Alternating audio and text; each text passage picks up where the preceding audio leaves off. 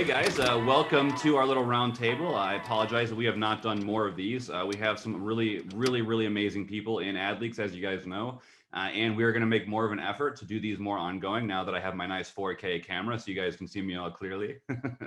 But I really appreciate you guys for all hopping on. We have a really all-star cast for you guys today, and an opportunity for you guys to get some really good insight, especially with all the things that have been happening lately in the ad world. I think that this was a really good timing. So I'll just I'll leave it from there. You guys mostly hopefully know who I am. I don't want to spend too much time on myself here. So I'll let you guys take it over from here.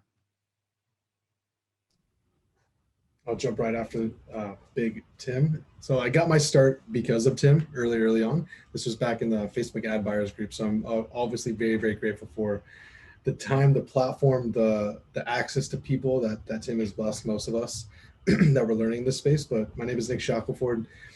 Lately, a lot of my comments and back and forth has been obviously around iOS 14, where I learned a lot of that stuff is actually from the man on this is D Dang as well. So right now it's been a big focus on content. So a lot of questions or comments around what type of content to launch, structuring specifically around Facebook and other ad accounts is where I will be playing at. And I'll pass this mic on over to Maxwell. What's up, guys? By the way, Justin, I don't know if you want to, just depending on the view, I think because you started it, if you want to have it be like a gallery view, I think you change it on your end because it's right now in the live. It's like just individual speakers. So totally up to you how you want it to how do you do that, you know? You probably know that. So like you can, on the top right, there's an option to like click gallery view or speaker view. Okay, I see it. So I think because it's you started, I think then that should hopefully change it. I could be wrong, but like is our best bet there. So yeah, hey guys, Max Finn here. I run a company called Unicorn Innovations. We have a info product business. We now have a mastermind business with Mr. Tim Bird. We partnered up on that, which is really exciting with the Founders Mastermind. We do consulting, performance marketing division. We run performance ads for big brands like Onnit, Handicure, Glamnetic. And then the thing we're most focused on today is building our e-commerce brand. So our portfolio of brands, primarily for the conservative demographic. So we're launching 2 additional brands in the next quarter there, which is really exciting. So a lot of fun stuff to talk about today. Oh, yeah. Tim, do you want to tell a little bit about the mastermind thing that we're starting? In a minute. Let's get to D first, Mr. Dang. What's good? My name is D. Just some schmuck who runs an agency.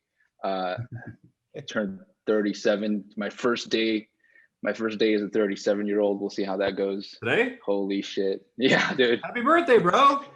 Thank you. Appreciate you. Yeah, man. You don't look a day over 25 , my guy. I say you lost 20 pounds. Like thin and out. It's the Asian genes, man. I'll get to 50 and then I'll turn into like a kung fu master, Kill Bill looking guy. It just coasts and then it just like cliffs off. So there's no gradual change whatsoever. But running an e-com growth agency, straight agency play. We're trying to stick within our lane for now. We used to be a traffic only agency, but now we started to move into a few different directions. We've got email now, retention, starting to get into the influencer and content play, which is always super fun and complex once you start adding a whole bunch of business lines.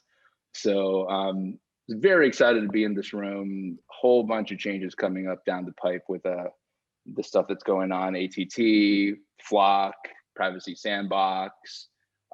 People in the mobile app gaming world are shitting their pants. So I think it's super timely to have this call for sure. Very grateful to be here. Absolutely. Well, thank you, D. We're very happy to have you. So real quick, I just want to tell you guys all kind of what's going on with the masterminds and stuff. Tim Bird Mastermind, I will be having just a couple more this year just for the people that pretty much have already purchased before COVID. But besides that, we are transitioning to Founders Mastermind with Maxwell Finn here. And it's going to be a business owner mastermind, not Facebook ad specific, not even advertising specific. There will be lots of talk on advertising, obviously, but we will also cover stuff like raising capital, IPOs, tax strategies, operations, all the stuff that a business owner really does need to know. We're going to have some really honestly amazing speakers. So I highly recommend that you guys check that out. It's just foundersmastermind.com. We have 2 events later this year, and then we have Turks and Caicos for the retreat, which is going to be an absolute amazing thing to go to. So highly recommend it. From there, I think we should start with the thing everyone seems to care the most about right now is this iOS 14. D, you seem to be kind of the expert here a little bit on that. Why don't you kind of go over just a kind of like summary of where we stand currently? Because things have been changing a lot in the past like few weeks or so. Yeah, for sure. And I think the caveat also before like any expounding is really like everything is changing, and it's such a anyone's guess right now. So that layer needs to be said first and foremost. And I don't know if I'm an expert as much as I'm just like, I've just been collecting as much info from the experts as possible and trying to keep it within a, trying to help it pass the mom test in my head. So let's look at this then. Everyone here on the call here is all you guys fucking absolutely experts. What have you seen? What have you guys seen working in the past couple weeks to help the fact that Facebook is essentially partially blind in one eye now? Like, have you found any strategies, or like I found a couple things that work. I'll just share that to start, I guess. I found a couple. So I've been testing for the past now probably like week or two, just a few other methods to see, because just so you guys know, the long and skinny of this iOS 14 issue is that Facebook is now blind in I don't know what it is, like 30% or something like that of the users. So basically 30% of all the people on Facebook. Facebook does not anymore know what websites they're necessarily going to, if they're checking out and buying stuff off the platform, where they're browsing, all sorts of things. Facebook is much more blind than they used to be. So what I wanted to test was, hey, 4 or 5 years ago, when Facebook was also very blind because their algorithm wasn't good enough yet. The pixel wasn't as advanced. It wasn't picking up metadata and that kind of thing. So I was like, okay, maybe we should go back and try things that were working 4 or 5 years ago when the algorithm was kind of in a similar area, right? Where it was less advanced, okay? So what I have found working currently for the past week or so, since I've been testing, is I did try testing landing page views. It did not work well. So Facebook's algorithm is still a little bit better than it was way back when. However, what I have found is that the event that you choose to optimize for is making a dramatic difference right now with however the algorithm's working at this very moment. From purchase to complete registration to lead, you're going to get massively different performance. And then what I found also is that, whereas going super broad before was very, very useful because Facebook was getting so good at picking out the purchasers, out of that big audience, that I found that now what is working a little bit better is going a little bit less broad, so that Facebook doesn't have to work as hard. Basically, you point them in the right direction a little bit more. So let's say you'd normally go like 18 to 65, all genders or something like that, targeting wise. Maybe you do like 21 to 45 men, or whatever your kind of more demo is, like that's more whatever your main audience is, if you will, right? Just go a little more specific. You don't want to get too specific and cut down the audience huge, but I'm finding like the 2 to 5 million audience size range that's a little bit more targeted, and turn expansion targeting off. Otherwise, it's just like going broad in the first place. I've seen that doing pretty well. Oh, and cutting down on the placements actually has made a massive difference. Cutting down the placements that typically don't convert as well has made a massive difference also, because that's part of the algorithm too, is where am I going to convert this user at the best time? When is the best time to convert this user? Is it when they're on their Instagram story or when they're on their Facebook newsfeed on desktop, right? That's a decision Facebook has to make. So I've cut a lot of those placements out. I've cut down the age range, basically just gave Facebook less stuff they have to optimize for, and it seems to be doing pretty well. I really liked your video you did where you like dumbed it down with the you use that infographic type thing. And I know you had done a really good infographic based off of what Tim was saying, where as people opt out, as they slowly opt out, the algorithm's going to get stupider and stupider, and it's going to start to degrade. Have you read anything in terms of like timelines for something like that? Like how quick over time that degrade is going to happen, or anything like that from your research? Yeah, totally. It's highly speculative, mainly because of the fact that the big question mark is still how many people are going to opt out versus opt-in. I mean, there's that as a big question mark. And then there's the other piece that's highly speculative as well, which is once Facebook user I mean, when we say Facebook users, it's like billions of people, right? Mhm. And then within that is a subset of like iOS users. But once those users experience a much degraded platform where they're seeing like retirement home ads, even though they're in their 20s, is there going to be this then movement to opt back in again? That's again highly speculative at the same time, but that degradation, it's interesting. I was talking to I was in this chat room where it's a Stanford machine learning instructor, another machine learning engineer at AWS, and also one of Facebook's recruiters based in New York, who works solely for the machine learning division. Cool. So we're just shooting the breeze, and essentially what they were saying was everything is gearing towards, there's so much writing on the wall, right? Like, but one of the pieces is if the algorithm in its current state, kind of think about it like a creature in its own habitat, you kind of optimize for your habitat, right? So if you have abundance of data, abundance of information, you kind of stabilize there. And what's going on is, and everyone would have noticed in the past few weeks and months that Facebook has been pushing, almost like self-imposing, what would happen if we go blind. When that time comes, they push that code into production. So you start seeing all this volatility, and then also all the audiences get a bit weird, and the results that come back get a bit weird as well. So what the Stanford guy was saying was, it would not be even out of the question for the machine learning team to have to shove in a completely new model to try to, like work towards this. And it's hard because machine learning needs time and data as well. So you can kind of like set the model, let the inputs come in, and then you need time to like observe how the model reacts to things. So it's not like it's going to be, okay, change. And if it's not good, you have to redo it and start again. You got to redo the whole damn thing, or make these edits. Like it's a tough gig. So that decay of efficiency on the platform in terms of the ability to optimize, it's such a big question mark around what type of timeline that decay is going to take. And to Tim's point, that's exactly why now going broad seems to be not working in our favor because of these exact reasons. So start going into interests, start really making it more finite rather than this open broad thing is really going to be it's going to be the name of the game. So let me ask you a question, D. Where I personally see that this iOS thing might end up is I could see one possibility would be that it just keeps getting worse, and that Facebook has to throw out some brand new algos basically to account for like a 30% loss in overall data, which is huge. But one other way it could go, okay, and the way that I think it will go personally at least, is that they're going to find another way to identify users that gets around the privacy law.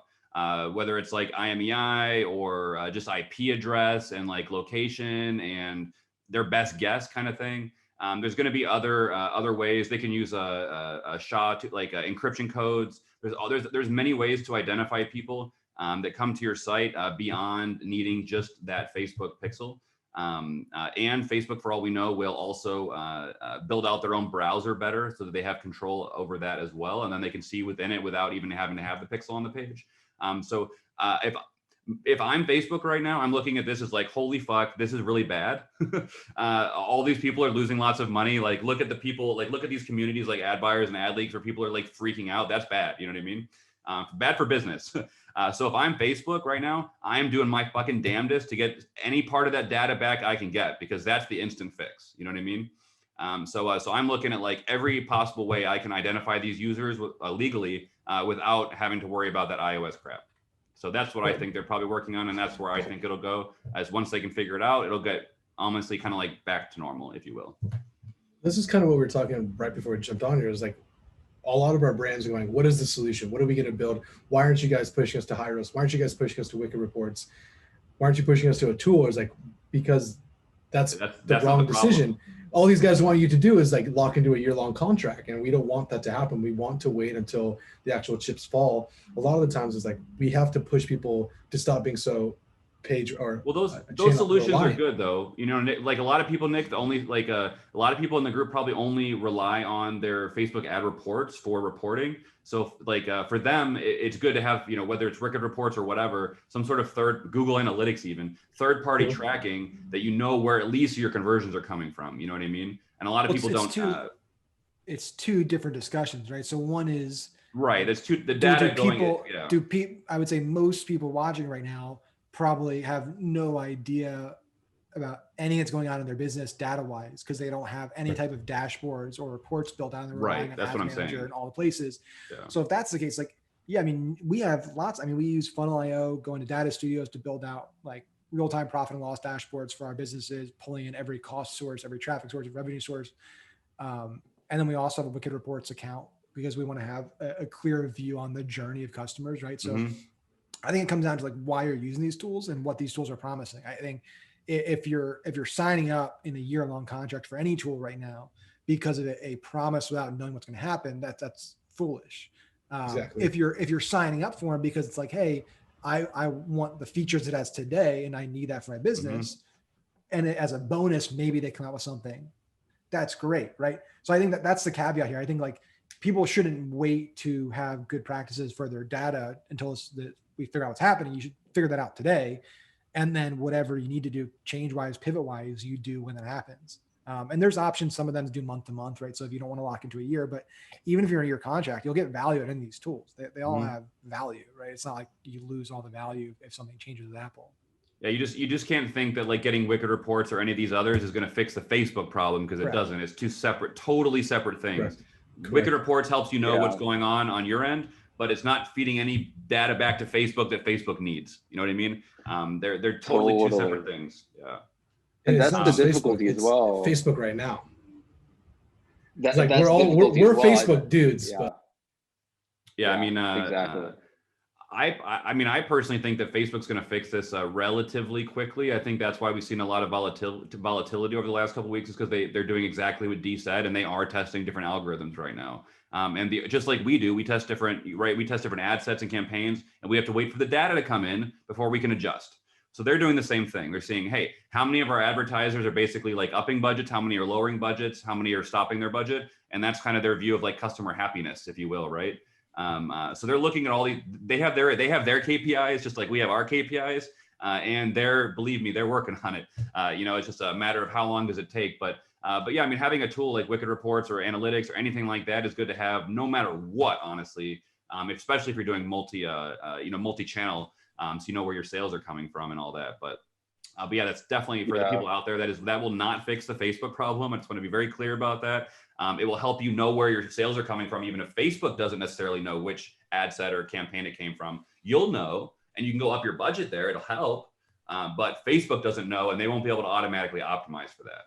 And that's kind of the difference, if you will. But I don't think any third-party tool could fix this Facebook problem. This is a Facebook problem that Facebook has to fix. Has anybody started testing? I mean, we don't do it because usually iOS users are so higher LTV, AOV, but has anybody started testing just excluding Apple devices from campaigns or ad sets? No. No, I mean, we've gone the I opposite. like that. I like that money. I'll share an opinion that probably isn't as I would say immediately helpful to people because it's not a hack, but like we focus on our e-commerce side of like building a business, right? Like we're building a business around a customer base, and we're building something with a much bigger time frame in mind than revenue and profit today. And because of that, we're focused, we're treating things right now as like developing first party data, right? It's like if you can build the biggest first party data pool or one of the biggest ones in a niche or an industry, you're building a mineable asset. There's a 101 ways that you can monetize it on the road, even if your core business has issues. So that's one thing I'll say is I think there's a mindset shift that needs to happen here, at least temporarily, of how you look at profitability and look at your business and treat it and the timeframes. The second thing I would say is, we've gotten spoiled over the years at how good these platforms have gotten.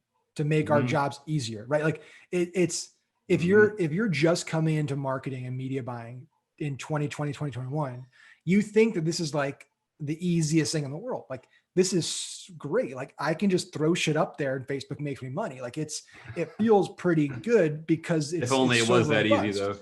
If only it was, but some people, there are a lot of people who have that viewpoint. There was a time that wasn't too long ago where all this advanced shit didn't exist.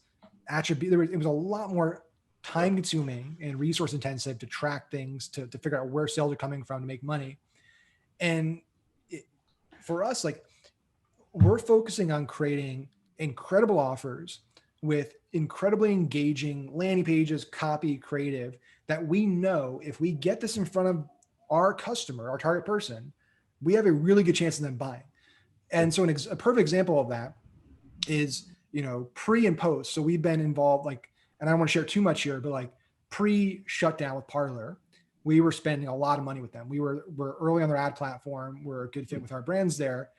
The ad platform there, I don't think you can even call it an ad platform. Like just for everyone here, like basically the way to create an ad on Parler, it's still this way today. They're kind of relaunching everything, is you paste a link and it pulls the open graph data in there. So that's where it pulls the image from. You got to put the image in on the landing page, and that's how it pulls the headline and the image from the landing page. So you can't do anything on the actual app. You got to go in there, create new landing pages and new metadata. It allows you like 3 lines of text. There's no pixel. There's no tracking. We use link trust, set up unique tracking links with sub IDs to track every campaign and every offer. There's no targeting. You just run the ad to everybody on the platform. There's no ad pacing. So they haven't built pacing yet. So, and you can only spend $500 minimum per campaign. So it's $500 at minimum to run a single campaign, and it spends it in like 5 minutes. It's got a little better. I think today it's like going 30 to 40 minutes before it spends our entire $500 per campaign. And there's no insight on the platform. You can't see any data. You have to look on link trust to see what's happening over there, right? Man. With all of this, right? Pre-shutdown, the weekend before everything shut down, we did $200,000 a day for like a 4-day period. And I would say 100,000 of that came from Parler on about $15,000 to $20,000 in spend. Now, again, unique circumstance, right? Our demographic happened to be really there. But the point of that is knowing that our demographic was there and seeing, hey, their ad platform is non-existent basically, but we know our target demo is there. And all we got to do, we know our product's so good, is get it in front of them and they'll buy. And so that's like a lesson for everybody here. It's like, I think you're going to see more and more of that where there's less mature ad platforms that are less advanced, but they're more hyper targeted. And if your customer base is there, that's where you can advertise, right? And you might not be as scalable as Facebook. It might not be as easy as Facebook because it's taking a lot more fucking time. But there's still a ton of opportunity out there if you put the work in, right? No, I just found it interesting. Isn't iOS 14 though impacting not just Facebook, right? It's impacting all the platforms, no? It will. Yep. Yeah. But it still comes down to the fundamentals of good creative, good offer, good page. Absolutely. Which has always been, this has been on, like, I've been down this path for so long now, talking about Facebook and Snapchat and Instagram built businesses that might not have needed to be built. Like, they should not have been built. The fact that it was so easy to log in, launch it, and go. Now we have people going like, well, why isn't this easy? And new people jumping out, or people that are just about to start spending, you actually have it better. Ignorance is bliss at this point. You're not going to know how it used to be. You're only going to know what this current ecosystem is. And to me, when new brands come in, we're just like, listen, we're not going to talk about your ROAS. We're going to talk about how much dollars you have to spend and how much dollars you have to put in the bank at the end of the day.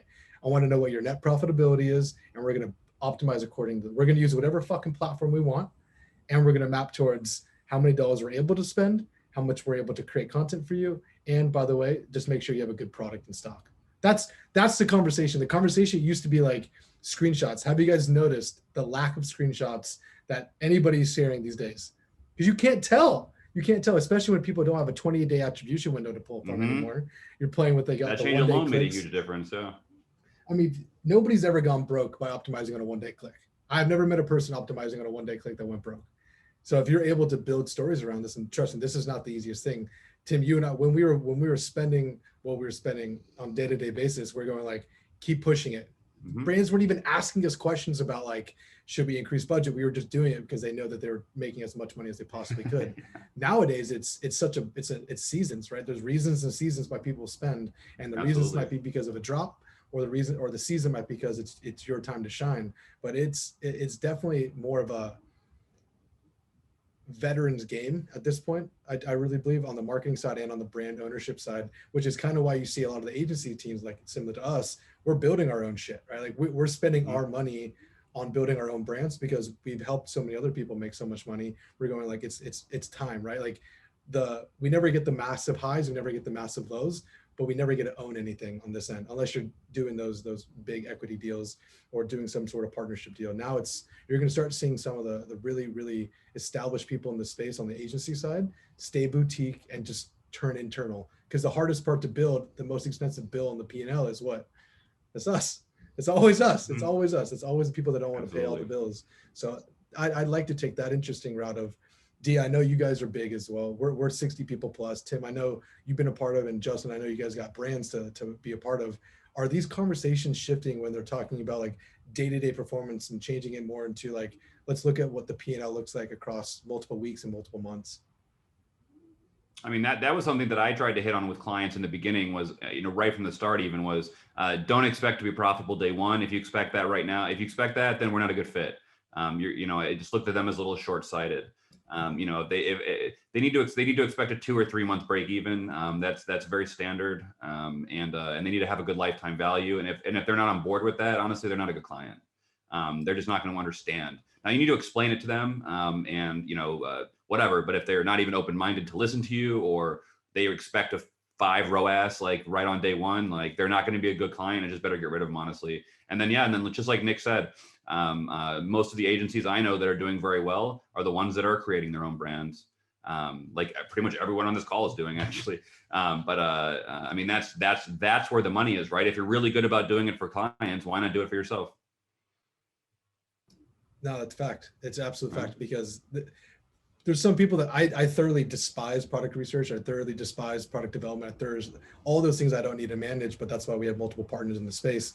But to me, it's like, if you can stay in your lane and do what you know how to do, right? If you can build a marketing department, like Common Thread, we built into, it's like 25, 30 person team before it jumped out to do it for ourselves. We're 60 plus people on full funnel, right? Like that is the hard part, building the team that knows how to execute the creative. And then this is why we've sunk and lost tons and tons of money on building an agency around content on, I mean, we're going right after No Limit Creatives, right?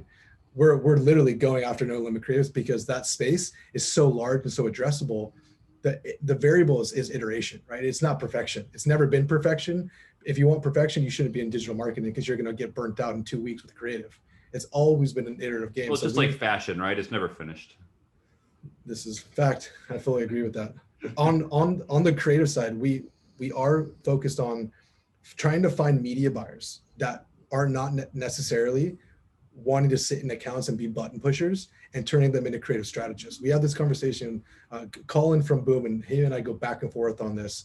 We're not looking for people that are going to be like, hey, I don't want to talk, I'm going to put down the lights, I just want a media buy. It's like, no, I need you to be able to be clearly given briefs and conversations around what we're testing and why we're testing, right? Like that's why we need clean structures. That's all I care about now. Nice.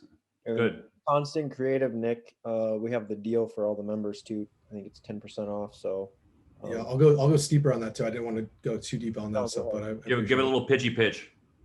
No pitchy pitches. We create content. We're very iterative on this. Don't use us if you don't know how to talk creative. If you can't talk creative, you're going to get something back. You're going to get something back because you gave no direction. So that's all I'll tell you. If you have I'll further tell everyone questions, here that I personally sat next to Nick and worked with him for a year side by side. And if you want good stuff, hit him up. thanks, Fucking Steve. amazing guy, Appreciate honestly. Amazing guy. D, what do you got going on right now?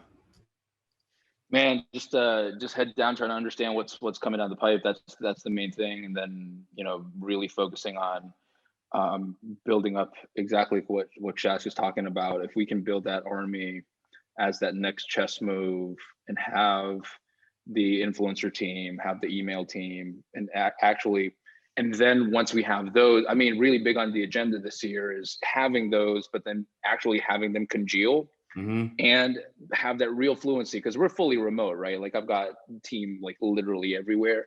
So having that congealed part is a real big focus of this year. But then also just getting everyone to skill up on being a lot more technical marketers. Like I've got my sales guys reading like Google's Flock white paper just to understand what federated learning means and what this cohorting means and how this actually is going to impact us. Because like, I don't know, I've got this feeling that in 6 to 9 months from now, we're gonna wake up the people that aren't keeping their finger on the pulse, because it gets exhausting after a while. It's like talking about COVID now and how scary it is now. People get sick of that shit. Yeah. This is going to be the same kind of deal. It's like, fuck, like, can we stop talking about this whole COVID 14 bullshit? But the thing is, it's, you know, talking to, so I've managed to make pals with, her name's Angelina Eng. She's the VP of measurement and attribution at the IAB. And so, you know, like we get to jam every once in a while, and she's like, listen, I get to sit in on these calls at the W3C level, where I get to see Facebook and Google working together to propose what's coming down in the future. And W3C like pretty much like dictates how the internet runs to a certain point. They're the compatibility company, yeah. Yeah, exactly. So, you know, it's just to hear Facebook working in Google's office. So what is coming down in 6 to 9 months, bro? Oh, right. So like wall gardens, man, I really think that that's likely going to be the case. Writings on the wall, you know, like in the earnings call in February, Facebook CFO was like, you know, we're really going to start pushing on Facebook commerce, because they need to keep everything first party, right? Facebook does not have a browser. Facebook does not have hardware. They're trying to push into AR, VR, and a lot of talk around AR, VR being that next thing, which kind of makes me worried, because when someone shines a light on something when something else is in trouble, it usually means that they think that it's really in trouble and want to move somewhere else, you know, like, so, and I mean, further writing on the wall, I don't know if I'm allowed to say this or not, but fuck it, whatever. I mean, we're in a closed group here. Don't worry, it's recorded. So, don't worry, it's recorded. Right. So Facebook, we just got admitted 2 weeks ago into an alpha test for one of her clients. Is it the 500K one? Yeah. So we got a 500K comp from Facebook, for an alpha test for one of our brands. That's amazing. To test Facebook Shop. So like commerce, it's purely in-app, everything is in there. So, you know, like a random question for you. Someone asked the other day, I didn't know the answer to, that you might know. If you have all your stuff in the old Facebook shop, you know, Facebook, like the one that's been around for years, do you have to, does it port over automatically to Commerce Manager, or do you have to like do it again, basically set it up again there? I don't know. I haven't jumped in yet. Do you guys like, well, I mean, I don't execute on them. I believe, yeah. I know with Shopify, when you do it through the sales channel, even if you like log in and log out or whatever, you have to create like a new one and it ports it all in. So I don't know if other platforms do it different, but that's how Shopify does it. Yeah, I'll report back though. But that being said, I think this one brand did not have an old one, so we're just creating it from scratch. So I can't tell whether it does need to get done again though. Do we have any questions from the audience? Yeah, so here's a really good one. CBO, ABO with degradation coming down. Obviously, CBO leverages a lot more learning versus ABO being more manual optimization. Have you guys tested that, and what are you seeing for differences? I'm personally liking CBO right now, but at the very beginning, this is what I'm noticing, especially with these specific questions. People go 100% CBO or 100% ABO. Yeah, do some of both. Never in my life can you commit to this. That no matter what anybody says, you cannot commit to the entire thing. This is, I've taken from Jordan Bernard, is like, it's an ecosystem. It's 100% an ecosystem. And I know Tim early on said like, what is working right now? What isn't working right now? We have 4 to 6x cost caps working for us on the prospecting level. Whoa. 4 to 6x cost caps. That's crazy. So you're bullying on the cost cap? That's ballsy, hard. bro. I think our average budget around these is about $2,000 a day. That's ballsy. It's still not even spending. It's still not even spending. Fuck no. I sit here and I'm like, why is this not working? Why is it not blowing the budgets? It still won't spend. I don't know why. I don't know if that's something on our thing. I I've don't had know a if it's on weird targeting. glitch too, where a couple just landing page view campaigns just were active, not in review, totally fine, just didn't spend shit, but all the other campaigns were spending fine, and they didn't spend $1. No. So weird. And then on the actual structure, which I never really pay attention to any of this stuff on the actual ads in ad sets, they want us to stay below 6 ads. I told them, the rep itself, I was like, listen, anything you guys ever give us never fucking works. I took this one, I was like, I'm curious, let's see what happens here. We're going with 6 ads, every single ad in this ad set, and this is across 7 brands. I think it's seven brands right now is what I have. All ads are different. One's a carousel, one's a collection, one's a 2 carousel, one's an image, one's a video, every different parts of the single one is inventory. different. So, and I think that's kind of what I was going to allude to, is if it's giving you everything, it's hitting on all types of things. And then we are running almost exclusively full funnel CBOs, which is something that Common Thread talks about, which is prospecting, re-engagement, and remarketing in that one specific campaign structure. So those are the 2 things that we're really trying to fuck with on our end. I had to throw that in there, apologize. D, I wanted to ask you this on our Facebook test. I don't even know if we're able to talk about this, but I think I can bring it up. This is literally the structure that they gave us. This is a Facebook email from the rep. It says, in this opportunity, we'd be running ad campaigns sending 100% of a campaign's traffic to your shop. The campaigns should be created to Facebook specification. Please check the test below. We are willing to coupon up to the amount of $500,000. Never in my life have I been gifted anything. And for the first one to be 500K, I lost my shit. $500,000. Go. I'm like, no. Dinner's on you tonight, bro. I was like, okay, are we billing on this or what? So this is the campaign objective. Campaign 1, conversions, US targeting, excluding travelers. No other campaign should utilize any audience. Yeah, we got you. We're not doing this anyways. Placements, all manual placements, optimized for purchase, single media. All manual placements? Placements, all choosing only manual placements, which I'm saying, like, don't do all placements. That's how I understood it. And then the creative format, single media, which we confirmed, 1 image. Huh. I'm like, okay. The next one would be product catalog, US only, exclude travelers. So we have 2 campaigns running to Facebook shop for $500,000. Supposed to go live today, didn't go live today. So hopefully we go live tomorrow. I'll keep the group updated. Cool. And how is the new Facebook shop? I haven't seen it. Like, the old one was really shitty and was like never did anything. Is this new one gonna, like, what is it? I haven't even seen what it looks like. Like, I've seen the commerce manager, but like, what does the shop itself look like? Is it any good looking?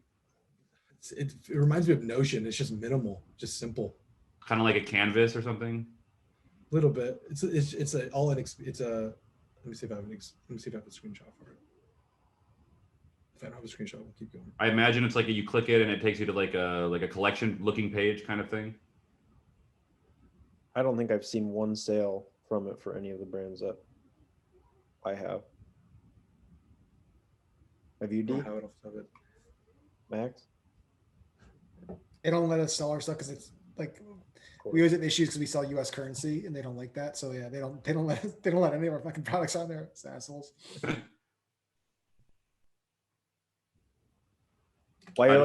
Justin, do we have any other questions from the Yeah, audience? so one big question is automated rules. How has automated rules shifted, being with all of the algorithm shifting and 28-day going away? You can still see 28-day if you want click through anything with the API, so it like does work with Supermetrics for those that don't know. But how has your rules shifted based around this whole restructure? Anybody? We haven't even gotten into rules yet because it hasn't hit. So we're keeping everything status quo. Like, once it hits, like the whole AEM RAD thing, restricted, aggregated, delayed, that's where rules are gonna have to shift, and we have to kind of like wait till we're in the environment before You don't know any of the we metrics. start making those. Yeah, exactly. But all my rules are off too. Right now, Let's it's see. completely off. Yeah, but with conversion API though, there's not going to be a 3-day delay, correct? Because it's first party data.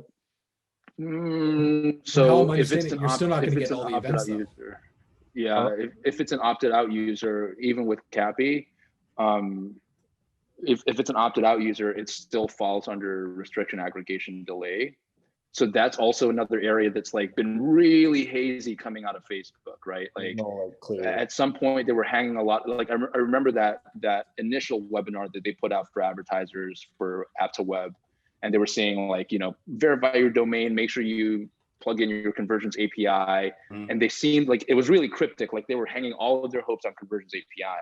And then further and further along, as I started digging up more information, I find that even though, because it's an honor system, not a technical imposition, right? Because it's an honor system, if someone is opted out, regardless of whether it is a pixel track, non-first party, or whether it is first party parsed back via Conversions API, Facebook still has to treat those users. So in other words, Conversions API goes back, it matches to a certain Facebook user, it goes through the index to go, this user is opted out at the first instance, then restriction aggregation delay still has to kick in. So that's where things get really difficult. So it does get attributed just a few days later, or it doesn't get attributed at all? They're gonna delay it up to 3 days. Apple's gonna delay it. randomized up to 3 days. That is the issue that I still can't get my head around. Between 1 to 3, yeah. It randomizes the user, or it randomizes when it tells you? A conversion when It it's randomizes when it tells you. Okay. So it could be 1 day later. It could be up to between 24 to 48 is what they're saying. I think, I forget if it's 72. So that's cool. Just look But at it's top of funnel between metrics. those. Yeah. That's still not, so that's then still you're not gonna that have bad. to. No, it's not that bad. It's more like I can see how. Yeah, and I can see how a lot of the less experienced, people might have trouble wrapping their head around it. It's like, wait, before it was like, this happened an hour ago, let me hit refresh, and then now it's happening. I can trust that it happened then, but now it's like, wait, this happened yesterday, the day before. How am I optimizing? How am I making up my rules? How am I making decisions? I see a lot of people having trouble there. Like, well, what would you recommend for that? I do have notes on this one. So we have the team at Magix is they've been really, really good to me specifically, and they're going to continue to be good to our community. The team at Magix will have updates on what they recommend. In my most recent conversation with them, you got to be optimizing off the 1 to 7 day window. You just have to move everything back up from the 7 day, from the 28 to the 7 day. And again, optimizing on the shortest amount of time possible won't make you go broke. Like nobody's gone broke optimizing a 1 day click, and it's the most annoying thing, but I might make a t-shirt out of it. Personally, I have had more luck with 7 day. Of course, because it's more data. But if if it's going to be a randomizer between 3 days, you still don't know if that decision that you're making today in and out of account. If I log in right now, what am I looking at? Am I looking at yesterday's data? If it's Tuesday, am I still looking at Sunday's data? There's a lot of variations on this stuff. Not really, actually, if you think about it, because it's not like it's going to report if the sale happened 3 days ago and it reports today, it's not going to report in today's stats. It's going to report in stats from 3 days ago. So you just have to go back. You're still making optimizations based upon what the overall data looks like. Totally. But that's the same thing you have to do with webinars and all sorts of other things. Any phone call sale kind of things. Like there's always going to be a couple day delays on those. So you just have to do the same thing where you just look at top of funnel metrics. Anything you can, whether it's even CTRs, click-through rates, landing page click-through rates, whatever you do have access to. You just have to go by those and know, hey, like my normal click-through rate, cost per view content or whatever is $12. And if that's $12, then my usual sale is around 20. And you just got to kind of like optimize that way. It's not obviously not very great, but and then use Wicked reports and Supermetrics and Google Analytics, and then up the budgets on the stuff that's doing well. Wicked reports uses their own technology, so Wicked reports won't. You can see like first click, last click, linear for all of the Facebook data. Mm-hmm. The one thing that it doesn't update until the next day. I think it's like midnight or 8, so you'd be able to see the previous day. But instead of waiting 3 days with Wicked, you would actually be able to determine incrementality day prior, utilizing their system, but it just doesn't go into Ads Manager. That's that right there is now we've arrived at the first party stuff. Like that's where the first party CDPs, first party DMPs, that part is going to be very helpful if you can just suck up all that stuff that happens on your site at that time, turn it into first party, dashboard it out somehow, and then make it mimic. So at least that way you have some level of confidence to go, okay, well, I can see how Facebook can treat that as a rolling between 24 to 48 hours, and it's constantly rolling. But meanwhile, I have my dashboard that if I build it up correctly and I can trust the tech, that's going to be my near real time. You can kind of look at the delta between, and then the brain all of a sudden can really start to see the beast for what it is, as opposed to this like, what is this aggregated statistically modeled thing that's happening? And we don't even know whether, here's the really interesting part. I really wonder if Facebook's reporting is going to go to a place where it shows you opted out certain set of metrics, opted in certain set of metrics. So you actually see which one is aggregated, delayed, and restricted, and which ones are real time. Who knows? I haven't seen an alpha there. So that's I would gonna be think an they're not going to interesting do one, too. that. Yeah, I would think so too, but I mean, I'm just trying to put shit They don't into want the to tell you. universe. And They're not going to tell you the data on the people that opted out. That's like exactly what they're supposed to not do, right? yeah, well, what if it's a really broad percentage though? What if it's like a really broad, like, Yeah, I don't know, out man. of your Like, audience? this is very unknown territory, right? Like, Exactly. for all we know, exactly. yeah, you're right. For all we know, people are going to be sick of like really crappy ads targeting them, and then they'll roll back. Or hey, Facebook hires a better lobbying firm, and and Apple gives in. You know what I mean? Like, there's a Or million Apple things just that can launches happen. a superior ad platform, Mm-hmm. which I think's their play. I don't think we're that far off from seeing Apple. Didn't Apple try that? They 100%. did, Apple yeah, had but they have a iAds lot still- more. back in the day, right? They have a lot more leverage right now. Oh Yes. yeah. I saw an That is article, true. even I think in their TOS or whatever with this whole iOS 14, that says that they won't be restricted from using the data for They advertising. won't. Yeah, so course so they they won't, have yeah. access to everything. Mhm. Yeah. And Yeah, I know. so I know they are I making think an there's ad an platform. I've antitrust in seen. France. Yeah, I've seen an announcement that they are making an ad platform. I don't know when it's launching. I want to be respectful of everyone's time. So does everybody have a hard stop? Or I know we poured it an hour, but I know you guys are all super busy. So Yeah, I'm going into one right now. But I will tell you, Tim, again, brother, I miss you. I'm thankful for all You you've done too, for bro. me. Let's grab a drink sometime. You live close. I'm very close, dude. I am very close. D, I love you, buddy. I hope you're well. Max, I will see you soon. I'm coming to Miami. If you want to go to meet me in Puerto Rico, I'll see you in Puerto Rico. Justin, I don't know where you're at, but I'm coming to Austin, Texas this week. If you're fucking around there, I'll be there, buddy. We sold out Geek Out. We sold 75 tickets with 0 ad spend and just me talking about it because people want to get back into people person stuff. Yeah, dude. people are So- begging for it. Congratulations. That's amazing. Thank you guys. So I appreciate you guys. I love you guys. Ad Leaks crew, thank you. I'll see you guys soon. Peace. Thanks, Hey, Justin. my by the way, before you bounce, my team's gonna have a retreat in, where the fuck are they going? Somewhere in LA. Second week of April. I'm gonna hit you guys up because I think they'd love to I'll be here. see your faces. You can Amazing. come to the studio. We have a lot of room, brother.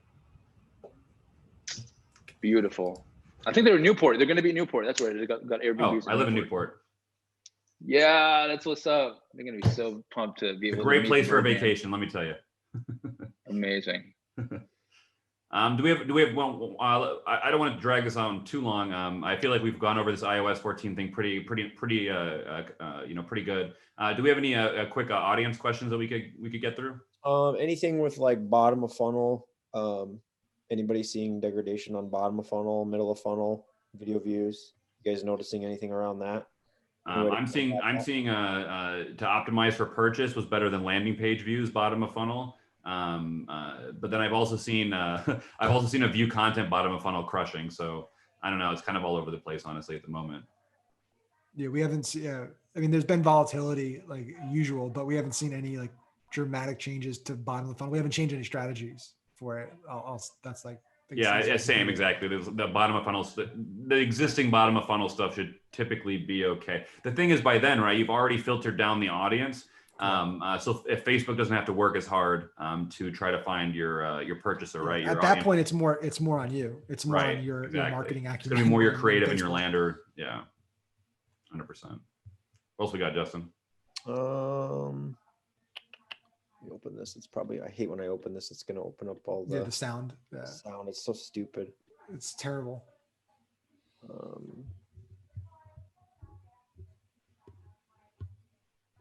Here we go. What is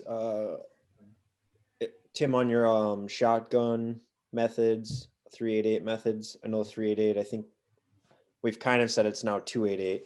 I've heard like you refer to that. Yeah, I've kind of like redone that one. Referring to that. There's questions around utilizing those methods and if they're still working as effectively with everything going on. And then also the other big question was on a new brand startup that's just starting out now with no data, no history, and they're coming into the e-com game now. How does that change now versus prior? I'd say one, they need to be patient. They're not going to have as quick a success as they might have a few months ago or so. But I mean, I would still optimize for purchases right out of the gate, honestly, as long as they have a decent budget and they're going to get some purchases. Just the rest of it's going to be the same. Make sure you have a good audience, good ads, etc. None of that has really changed.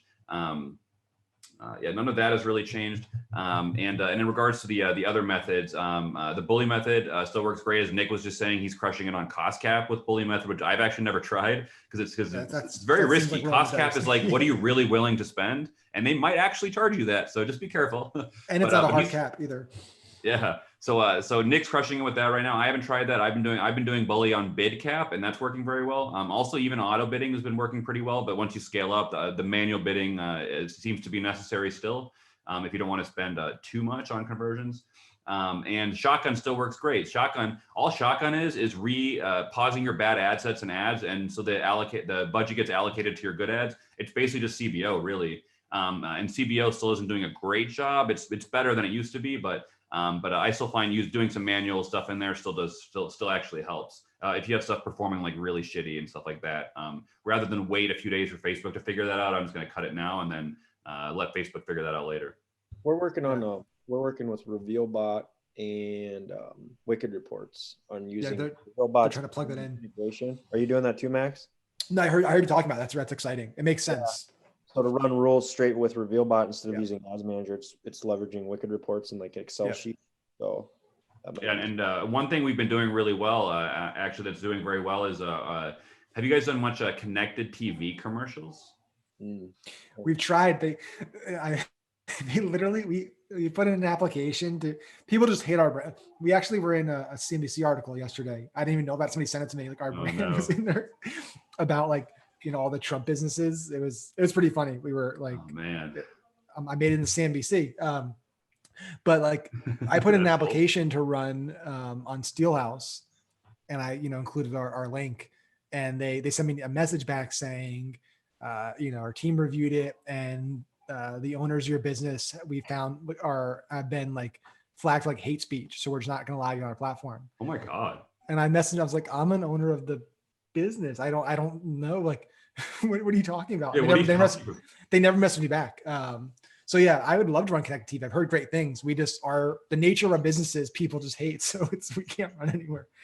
Well, if you guys want to see what our connected TV ads look like, just go to adleaks.com or join AdLeaks. And then within like a couple hours, if you just go on any Hulu, Fox, CNN, ABC, any HGTV, I mean, literally like any connected TV app, you'll see it. And it's super cool. And I am planning, as soon as I get more data on it, we've been on it for about a month now. As soon as I get some more data on it and get it down better, I'm going to make a little mini course for everybody on how to do connected TV advertising, because it's really helping conversions, honestly. It really does. When people say that, multi-channel like increases your conversion rate everywhere, it really is true. I can see on the stats and analytics where the clicks and the conversion rate like goes way the fuck up the day the ad started. I mean, it's unbelievable. So definitely recommend it. And I know a few platforms, Max. I know a couple that would accept you also. Yeah, shoot me a message in Slack. Let me know. Okay, cool. We'll definitely. We're trying to we buy media everywhere. So the more places that allow us to buy media, we. No, totally. And the cool thing about the TV is I feel like you get like a lot of like credibility that way. Yeah, like 100%. It's on your fucking TV. Being on TV, still has that. And you can even do, you know what? I haven't tried that. I'm only doing retargeting on it right now for AdLeaks. But I haven't. You can do cold. You can do prospecting through there too, and it supposedly works pretty well. I haven't tried that yet, but yeah. And any other questions, Justin, or we should wrap this up? I don't think so. Do you want to mention the other method? I know it's top secret, but I don't want to say what it is. Which one are we talking about? E. Oh, I don't want to go over that one today. I'm saving that for something special. Yeah, that's what I thought. That's for the. That's for the Yeah, exactly. That is something that I will cover at some point. I just haven't decided when, because that's like a really, we'll get into that later. That's dope. Cool. All right, Well, thank you everybody for tuning in to this awesome roundtable. Thank you so much, Max and Dee, for joining, and Nick. Thank you guys so much. Honestly, I think that this hopefully helped a lot of people, and I definitely want to get on these more often, because I feel like between all the other ad platforms that we could be talking about as well, and the stuff that we all find out on a daily and weekly basis here, that I think it could really help a lot of people from going out of business, honestly. And could really help them, sustain their businesses and their families. So hopefully we can do these more often. If you guys have any questions, comments, anything, please, feedback, please let us know in the comments. We want to know what you guys want, what you want us to hear, etc., or what you want us to have on, and whatever. Just give us your comments. And you guys have an awesome week. Also, courses, ad leakers. If you guys have courses that you're looking at that we don't have in the vault, just shoot Tim a message and we can reach out. And if there's any really, really good courses and stuff like that you guys want that we do not have in the vault, let us know and we'll work on getting that in there for you. Yep. We just have licensing agreements. Amazing. Yep. All right. Well, thanks For the everybody. best. Appreciate it. Thanks, guys. Bam. See you guys later. Much love. Have a good week, So good guys. seeing y'all. You too. Bye-bye. Later, boys.